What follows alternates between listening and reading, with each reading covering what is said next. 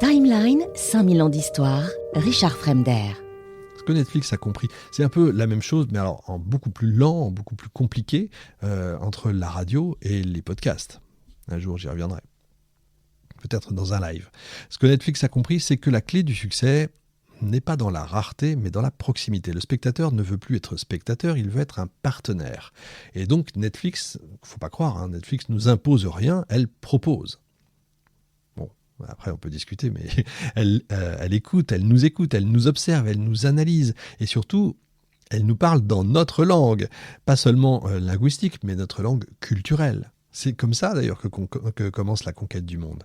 En 2015, Netflix entame son expansion internationale, à grande échelle. L'Europe, l'Amérique du Sud, l'Asie.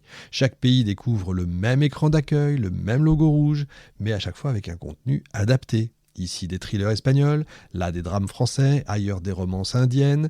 Netflix s'infiltre partout en se rendant local. Je crois qu'en France, la production française est minimum de 20%, je crois. L'exemple le plus frappant, c'est l'Espagne. C'est un des exemples les plus vus dans le monde. Une série tournée pour la télévision nationale, au budget modeste au départ, intitulée La Casa de Papel. Je pense que tout le monde l'a vue.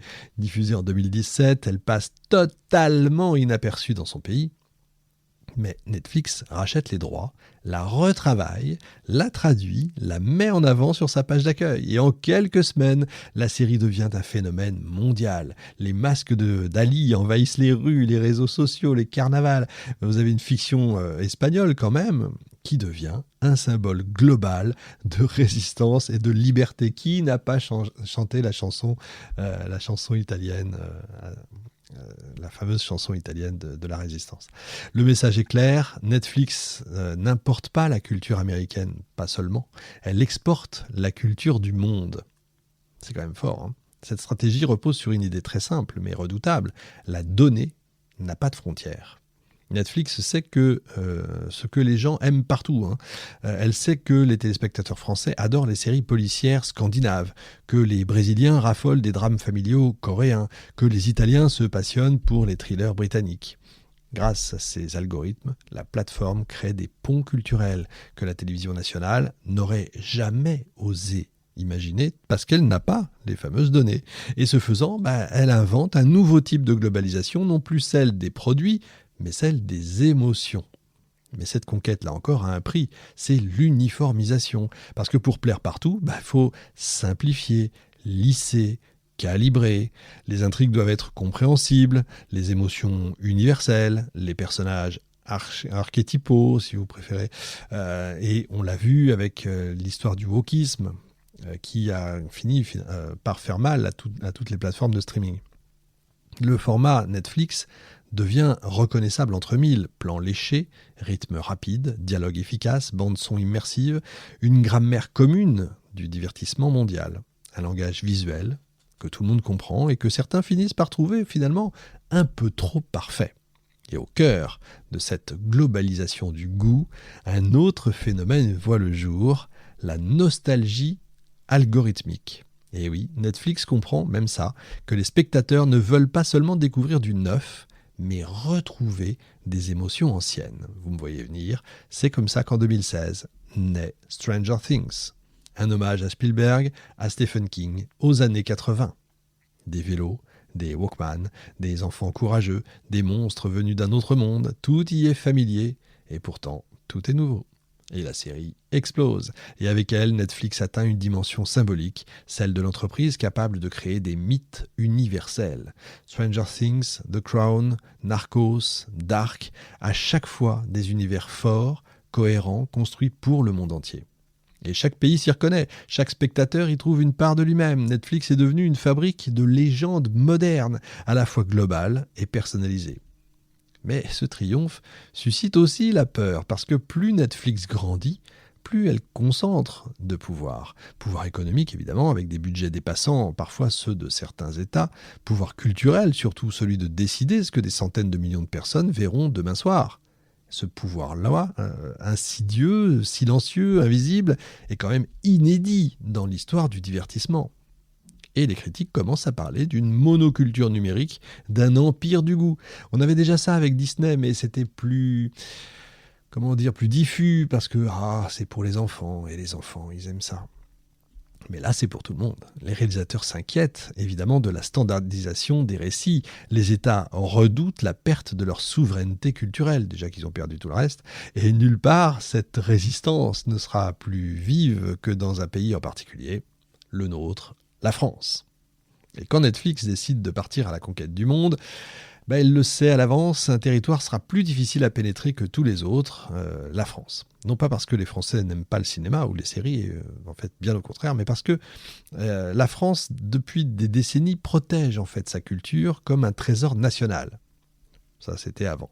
Un pays où la télévision est un service public, où les librairies ont des prix fixes, où les films obéissent à une chronologie des médias réglée comme une horloge. Combien de fois est-ce qu'on n'a pas pesté parce qu'on ne pouvait pas voir tel film, soit en DVD, soit en Blu-ray, soit en machin, parce qu'il y a cette fameuse chronologie des médias qui interdisait sa sortie avant 1 an, 2 ans, 3 ans, moi, quand j'étais petit. En un mot, la fameuse exception culturelle. Et c'est précisément ce que Netflix va venir bousculer, va venir exploser. On est en septembre 2014. Netflix lance officiellement son service en France. Je me souviens, je pense que vous vous souvenez tous, ça fait la une des journaux, les débats s'enflamment, les ministres s'inquiètent, on pensait même, je crois que même qu'au départ, Netflix était aux Pays-Bas et pas en France. La question n'est pas seulement économique, elle est symbolique, parce que Netflix ne se contente pas de proposer un nouveau mode de diffusion, elle remet en cause toute une architecture de règles, de valeurs et de coutumes.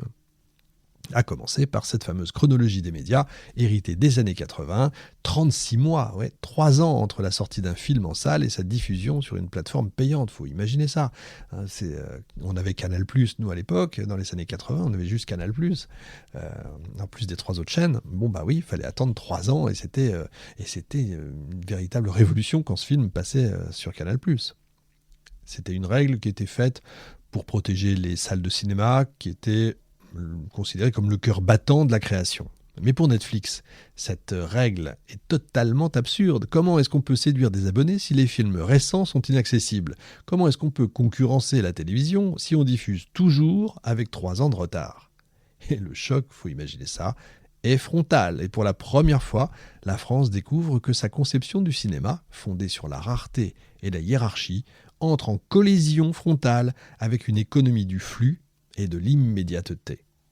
Reed Hastings, pragmatique, choisit plutôt la diplomatie. Il installe un bureau finalement en France, il engage des équipes locales, il apprend les codes. Mais il y a toujours cette suspicion. Certains craignent que Netflix ne détruise le tissu culturel français, qu'elle ne dévore les chaînes, qu'elle ne formate le goût du public. Le ministre de la Culture de l'époque, Aurélie Filippetti, déclare « Netflix ne doit pas être le cheval de Troie d'un capitalisme culturel sans visage ». C'est des mots forts quand même. Et pourtant, malgré cette méfiance, la plateforme séduit. Dès les premières semaines, les abonnements explosent, parce que derrière les grandes déclarations politiques, qui souvent restent des déclarations, donc de la com, il y a les usages, les habitudes, les soirs de solitude. Et Netflix parle à tous ces gens-là. On en parle tous les jours, la dichotomie entre les médias, entre les politiques et entre le terrain. Les Français découvrent alors un nouveau plaisir, choisir sans attendre, zapper sans culpabilité, s'abandonner à la fluidité. Les séries américaines deviennent un langage commun, encore une fois. Breaking Bad, Orange is the New Black, House of Cards. Les soirées se transforment, les conversations aussi. Tu regardes quoi en ce moment sur Netflix ? Ça, c'est la question qui devient banale. C'est aussi banal que à ce qu'on faisait avant. Tu lis quoi ? Tu vas où en vacances ? Non, maintenant, qu'est-ce que tu regardes sur Netflix en ce moment ? Netflix n'est plus un service, ça devient une habitude collective. Mais Hastings sait qu'il ne peut pas se contenter d'être un diffuseur étranger. Donc pour s'implanter localement et durablement, il doit devenir producteur local. Et c'est comme ça qu'apparaît le label Netflix Original France. Les premiers pas sont prudents. Marseille, en 2016, c'est la première série française estampillée Netflix. On a quand même Gérard Depardieu, qui incarne un maire corrompu de la cité phocéenne. Alors l'ambition est grande, le budget aussi, mais le résultat plutôt mitigé. La série est moquée, j'avoue, je ne l'ai pas vue. Elle est jugée caricaturale, mal écrite. Les critiques fusent, les réseaux se déchaînent. Même Le Monde en parle, il parle d'une série postiche. Pour beaucoup, c'est donc la preuve que Netflix ne comprend pas la culture française. Mais Hastings, encore une fois, ne s'arrête pas à un échec. Il observe, il ajuste et il apprend. Et très vite, la plateforme affine sa stratégie. Elle va s'appuyer sur les talents locaux, les producteurs indépendants, les scénaristes français. Elle va financer des projets variés, du polar au documentaire, du teen movie à la comédie romantique. Et peu à peu, elle va trouver sa voie. Planqueur, Lupin, Family Business, Balles perdues, des succès populaires qui sont ensuite regardés dans le monde entier. Et soudain, la France découvre qu'elle peut exporter sa culture via Netflix. Omar Sy, qui était déjà une star nationale, devient une star mondiale. Les séries françaises sont traduites en 20 langues, vues aux États-Unis, au Brésil, en Inde. L'exception culturelle qui était avant un rempart devient un tremplin maintenant. Le paradoxe est total. Pour défendre son identité, la France doit accepter de passer par un géant américain. No comment. Timeline, 5000 ans d'histoire, Richard Fremder.